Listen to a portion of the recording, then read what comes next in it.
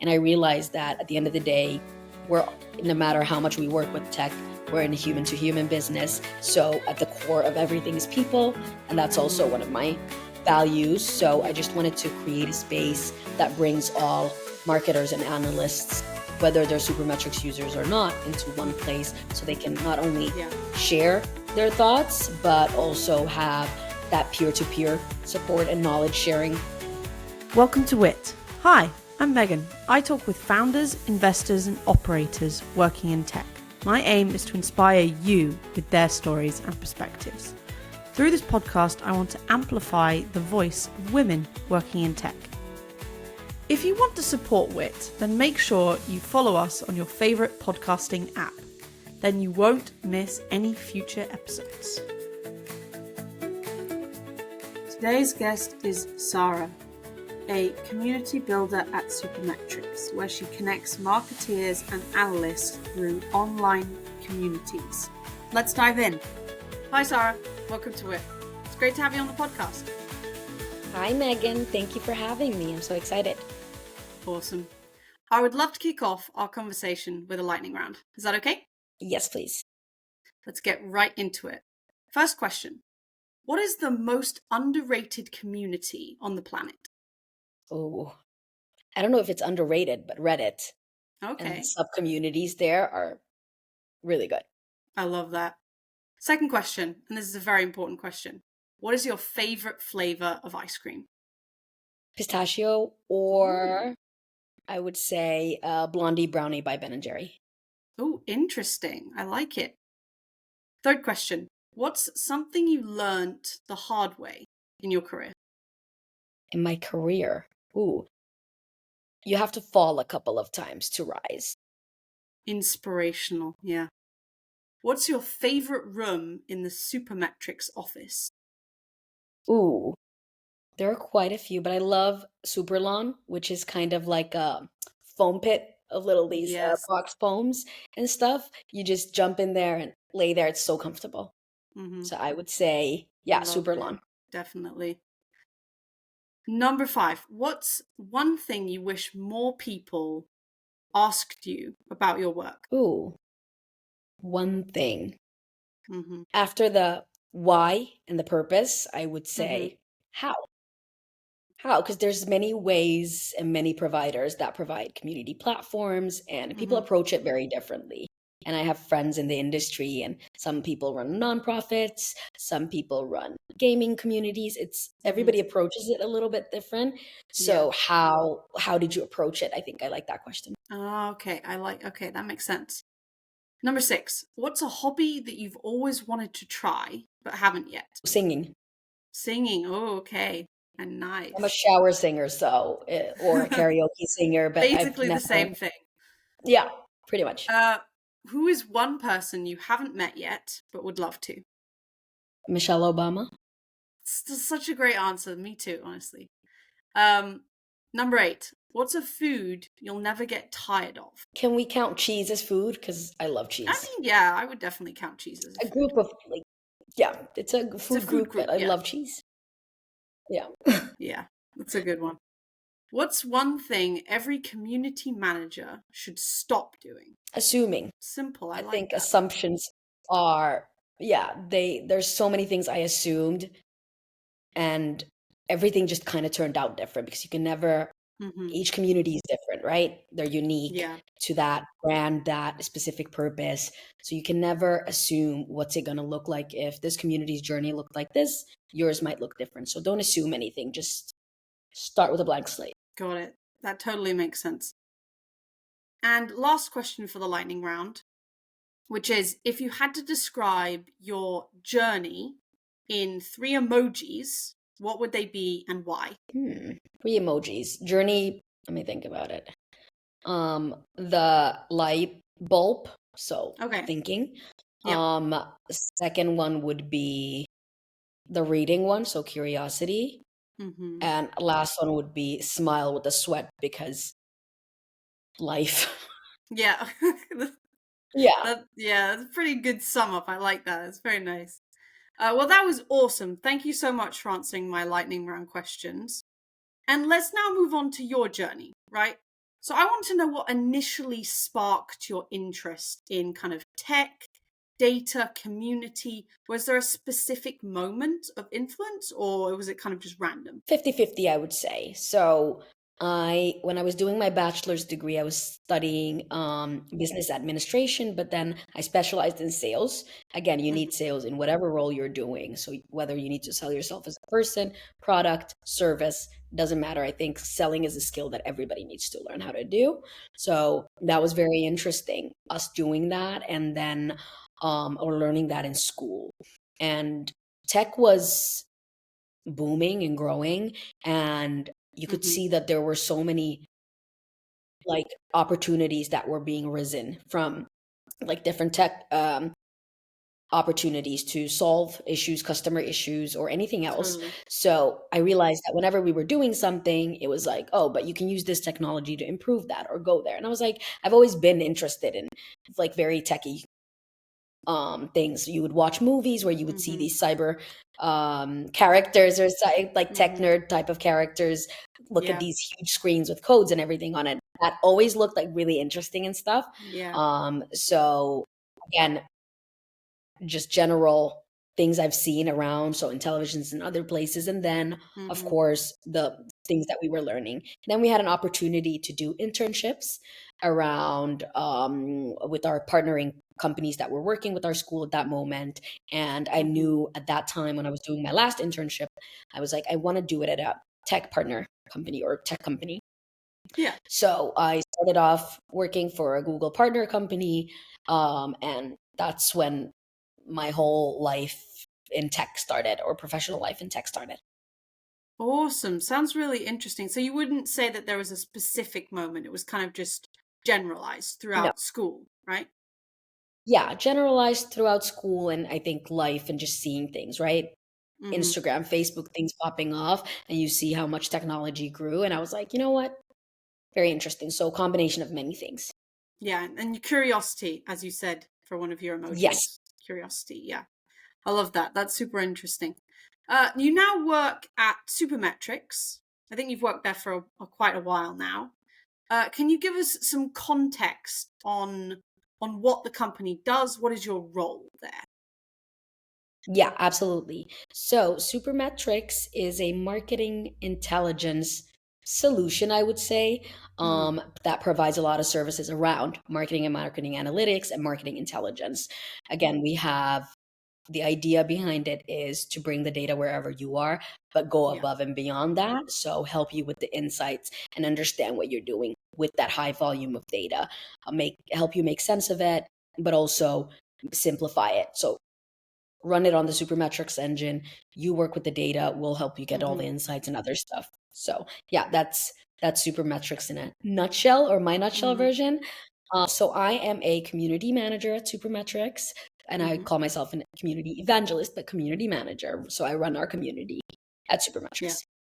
And what does that entail though? Like tell us a bit more about your role there. Oh, so what I would say about my role is I think you wear many hats Mm-hmm. as a community manager. So not only was I a part of the Yeah. vendor selection and platform requirement setting and purchasing the platform and setting everything up, but I have been able to be a part of the design and the discussions and other stuff. But everything that inspired me to get into community was our customers and our existing customers, me working with them, understanding what their needs were. And I realized that at the end of the day, we're no matter how much we work with tech, we're in a human to human business. So at the core of everything is people. And that's also Mm-hmm. one of my values. So I Yeah. just wanted to create a space that brings all marketers and analysts, whether they're Supermetrics users or not, into one Mm-hmm. place so they can not only Yeah. share their thoughts, but also have that peer to peer support and knowledge sharing base. Also create topics, webinars, and events based on their interests. And again, at the core of it all, bring people together, share thoughts, because that's how we usually evolve in life. Sounds super interesting. Now, how should we think about community and how is it different from marketing 5 years ago? Community, I think, as a word is completely different from marketing, right? So if you think about communities, it's people coming together with similar values, similar thoughts, similar ideologies, Yeah. or thought processes, and they would want to share thoughts with one another, right? And marketing on the other side is more on the showing you what you possibly might need, or just showing you topics of interest, also promoting something specific, right? So there's always something Yeah. behind marketing. So if I show you an ad for a clothing line or a clothing company, you're going to be thinking, hey, should I purchase this? There's a purpose behind it. So with marketing, there should be always a purpose behind it and a business sense to it. Community, again, in B2B, similar, again, bringing like-minded thoughts together, but more on the side of how can we share each other's thoughts? How can we bring these together? How can we evolve together? But it's more of a sense of belonging and being together in one place. So that's how I would differentiate the two. Okay. And how would you say community has kind of changed throughout the years? Community has existed before even any of us existed. So again, Yeah. people finding each other, people building cities, countries. You can find community in anything. So I have a community of friends that we share certain aspects and interests. I have a community in school. I have a community at work. So community in businesses has evolved a lot. So Yeah. if you think about, it started off in bulletin boards of people sharing thoughts with one another, to in the early 2000s when it was a lot on the forums and people discussing with one another and sharing thoughts, to I think the modern day where it's evolved so much that they've created a whole industry around it. So there's a space and a community where you go to find those people who are like-minded, who have similar work roles or interests or ideologies, and you'll be able to share your thoughts with one another. And I think, again, highlighting the sense of belonging, support, and understanding. So for businesses, I would Definitely. say that is the business telling the customers, their users, their members, we care about you, we value you, we want to hear your thoughts. So instead of creating a product for the sake of it or for other reasons or innovative reasons, you create it with a purpose behind it. Again, develop the product together with the customer, share the thoughts, and Yeah, that totally do it makes sense. together. And of course, community is everything, because it's people, and people are very important to this today's world. But let's step away from kind of marketing and community for now, and let's talk about how you navigate the tech scene in Finland specifically. Very interesting. I think it's tech is so wide. So Yeah. depending on whether you're in finance or business, business specific to a certain like B2C products or B2B product, the scene is very wide, but I think at the end of the day, Finland is still 5 million people. So Yeah, if you're in it the is. tech scene, I Yes. think a lot of people will know somebody that you know. Hmm. So navigating the world through, it's been very interesting. Again, I've Yeah, been very lucky to have met so many amazing people that inspire me to keep going, definitely. people I want to work with, people I get to work with, but it's never been like a given. So you have to really work through to find your right space that you thrive in. So Hmm. again, if you put a cactus in an Amazon, it's not going to thrive, and vice versa. If you grab Yes. a plant or a tree from the Amazon and put it in it won't thrive. So you need to find the Hmm. space that you thrive in, where Yeah. you feel like you're bringing value. Again, diversity will always not only emphasize and highlight everything you're doing in a different way, but it always improves everything.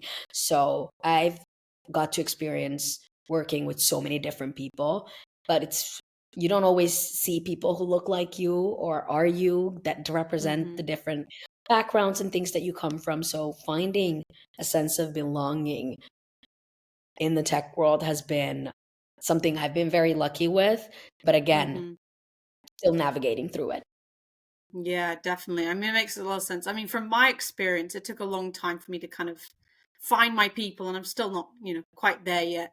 But, when I first came to Finland 3 years ago, I struggled and I didn't know how to really communicate with the Finnish people, and they didn't understand my humor.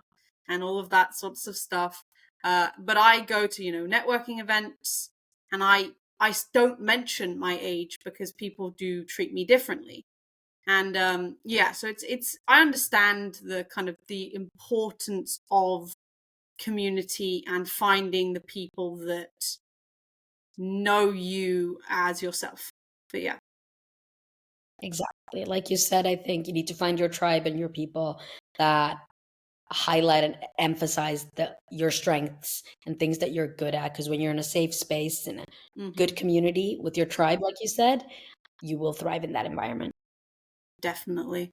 But, obviously takes time, as everything does. It does. But 3 years Yeah. in Finland and you're doing really good. So Thanks. Well, let's dig into your frameworks, right? So you talked about customer success is a big part of Supermetrics' story. And how do you think you've used the community to evolve the traditional roles of customer success managers? ooh, very interesting. But I think I was approaching it more from me getting into customer success and what I bring from customer success to community, but also how the role of customer success is evolving. So just to give you a little bit of a backstory on that, I started off as a customer success manager, and the traditional role of customer success is evolving so much beyond reactive support. Or today's successful customer success managers are proactively involved, and they're community builders like myself who are fostering relationships, and that's a big part of the community as well, right? So you're driving engagement beyond the individual customer interaction, and you get to know your customers in a personal level. You know their like certain their birthdays, or where they live, and what they like to do, and other things. You really get to know them as humans, so kind of become not only colleagues, but like you just become very familiar with one another. And that's what the community is all about, is the sense of belonging, right? So today's successful CSMs are proactively, again, not only listening to their customers, but they take everything they do into consideration. So behind everything they do is, again, what the customers really want. So leveraging the community to enhance customer success, how does that look like? And what that framework is again, you're sharing a knowledge base with your customer. So again, when you're working with a customer, you're working with them throughout a life cycle. You share, this is when you're onboarding, or this is when you're in this stage. You go through their different life cycle values with them. So what things are valuable in that process of their maturity when you're utilizing the product. So you build a knowledge base, and you can have a shareable knowledge base built within the community. Again, you empower the customers to find the solutions and answers there directly. And then just the feedback loop, right? So as a customer success manager, when you're talking to the customer, they'll give you information and feedback. And that might be like, again, you go through a process, you share that with your product team or internal teams, and that will take a process. But in communities, you'll able to highlight how the community platform provides like the feedback. There might be similar feedback that other customers are giving, or you might get inspiration from that. So enabling the product team to not only iterate based on direct user input, but also work with them on that. And then customer advocacy, right? So showcase how you'll be able to showcase how community members become advocates. And I think your best advocate is your best user, right? Your most, not the hyper, but like the most critical user who really uses it and is in the product. And this is what it's for those people. So again, sharing their success stories and influencing how we develop the product, and share it with us, but also with other peers. Yeah, no, that makes a lot of sense. I feel like that's such a lot of things to get your head wrapped around, but I really love the kind of the understanding. I love that. And we've now entered the part of the podcast which I like to call the zigzag zone. So I want to know where you're zagging and everyone else is zigging. So how do you see collaboration across diverse groups and settings as your superpower in a competitive landscape of business? Ooh. So I grew up in a big family. So I already at an early age had to learn how to not only collaborate or communicate, with different people that have different tempers, different preferences, different Right. personalities. I think that is something that has been instilled and embedded in me. So Mhm. it naturally kind of works with me. I've always been a person who, evolves, but also survives in life. I'm like, Right. okay, or adapts. I think survives is the Adapts. wrong Yeah, word. yeah, yeah. So I can become kind of a chameleon. So I'll just navigate around and see what's going on. And I think a Mhm. lot of the things that I've learned throughout my life, being different in general, representing three different minorities, being a woman, being Black, being a Muslim woman, on top of Mhm. that, is I think it's given me a lot of superpowers, right? Yeah. So I've been able to utilize all of my learnings, challenges, and things I've learned in life, but also implement that in my professional life and utilize that in Yeah. navigating through diverse situations. Awesome. Yeah, that's really awesome. I really love that. And it's now story time. So I want to know what happened with your previous career or your early career choices in healthcare. So how did that Absolutely. happen? How did you get into that? Well, after I graduated high school, you kind of get your general knowledge and studies in life. So you're supposed to figure out what you're supposed to do in life for the rest of your life or study in university. And Mhm. I wanted to take some time off to understand what is it that I actually want to do. Do I want to become an astronaut? Do I want to be a dentist or whatnot? So I think I took Right. some time off, but I've always, like I mentioned, at the core of everything I do is people and human Yes. interactions, which I find super important, and helping one another, I think is super important. So what I wanted to do is try out the healthcare industry because I have a lot of healthcare superheroes in our family who work in different healthcare industries and areas in the healthcare industry. So I went into the city of Vanta was hiring interns to come try out, healthcare assisting and whatnot. So I went into working with elderly Alzheimer's and dementia patients, which means you help work with them a few days a week to do their physical therapy, spend time with them, and go through their basic activities as they go to their doctor meetings and whatnot. I think that was a very humbling experience for me just because there's so much that goes on in different people's lives and whatnot. So Yeah. just I think seeing all of that, and I just became very emotionally involved. That impacted my heart a lot.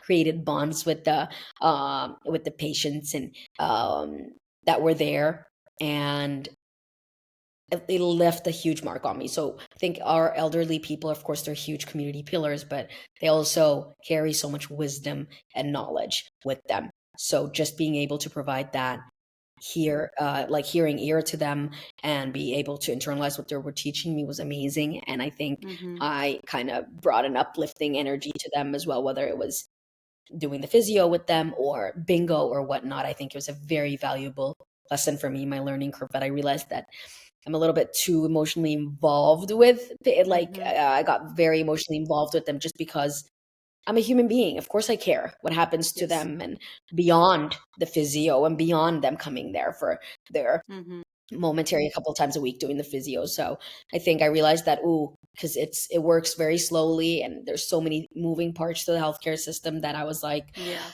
I don't know if this is for me. And then I went Mhm. into my second part of my internship, which was working with little children. And that was a little bit too fast paced for me. So the kids were running around, Yeah. rotating, and a lot of naps, but there wasn't a lot of, I didn't feel like it was something that sparked my I loved working with kids. Kids will always bring me joy of life. Mhm. But then I was like, it's not maybe something I want to be doing for the rest of my life. So then I went into again business side of things and sales and other things, and but I still carry those lessons I learned in healthcare and Mhm. working with elderly people, very young kids. Yeah. I carry those learnings with me to this day and remember Mhm. the valuable lessons I learned there. Yeah, no, that's really kind of heartwarming. I really love that. Would you say that those kind of experiences and, as you said, lessons kind of helped you in the business side of things or the community side of things? Absolutely. I think as a human being, if you haven't experienced working with people who are different from Mhm. you or have different thoughts or different ways of working, or different ways of like processing information, or just generally different people, right? I think Yeah. that is such a richness that I'll be able to carry. Of course, I think I've learned so much that has also helped me navigate through life in business, life in tech, I think, because I always Definitely. have the people in the back of my head, right? Yeah. Awesome. Well, that was really interesting, really amazing. Now we're sadly coming to the end of the podcast, but I do have 3 final questions for you, which are, so imagine it's 2035, so in 10 years. What does your life look like? Well, first and foremost, I think hopefully I'm healthy, alive, and happy.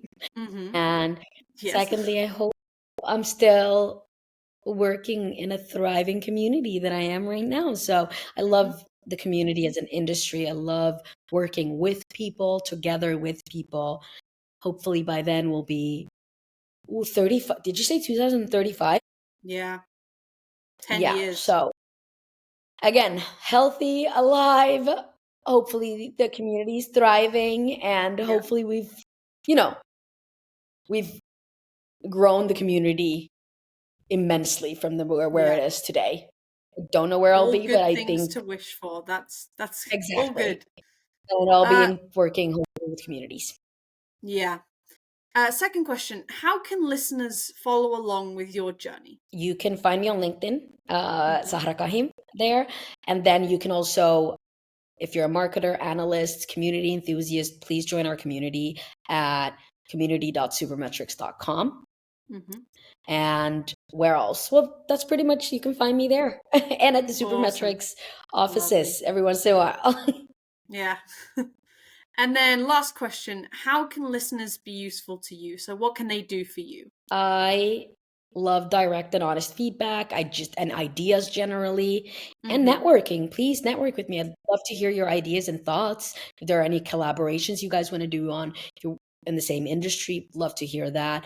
And just generally, I support, I think, everybody in their different aspirations and things that you do. I think that's the best way to also support people, is like when they're doing something inspiring, support them, support your Mhm. locals, support your people. So again, I'm open to network. Please reach out, share your thoughts and ideas. Awesome. Well, thank you so much for being on my podcast. I'm really looking forward to following along with obviously your journey and obviously Supermetrics' journey as well. But thank you. Thank you. Thanks for listening. Hope you enjoyed this week's show. To make sure you don't miss next week's episode, follow us on your favourite podcasting app. Do consider leaving a review, as it helps the podcast tremendously.